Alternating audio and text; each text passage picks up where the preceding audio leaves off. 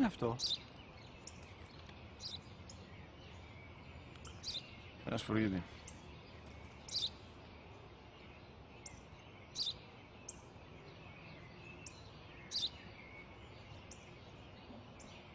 Τι είναι αυτό?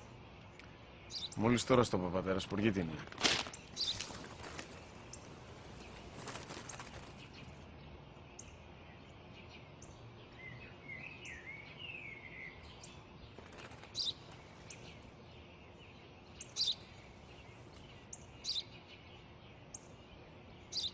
Τι είναι αυτό?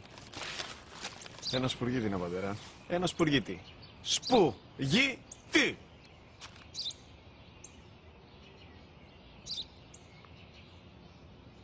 Τι είναι αυτό? Γιατί το κάνεις αυτό το πράγμα, μπορείς να μου πεις? Τόσες φορές σου είπα, είναι ένα σπουργίτη! Δεν το καταλαβαίνεις! Πού πας?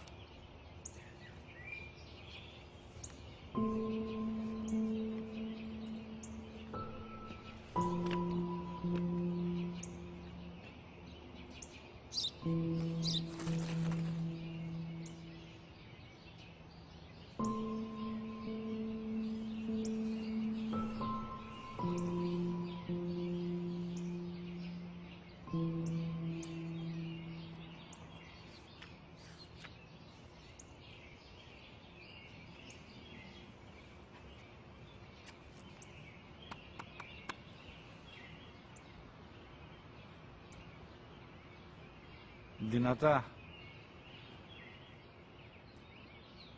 Σήμερα ο μικρός μου γιος που πριν λίγες μέρες έκλεισε τα 3 καθόταν μαζί μου έξω στο πάρκο όταν ένα σπουργίτη ήρθε και κάθισε απέναντί μας.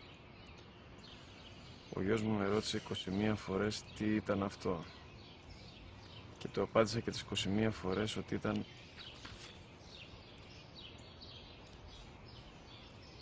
ένα σπουργίτη.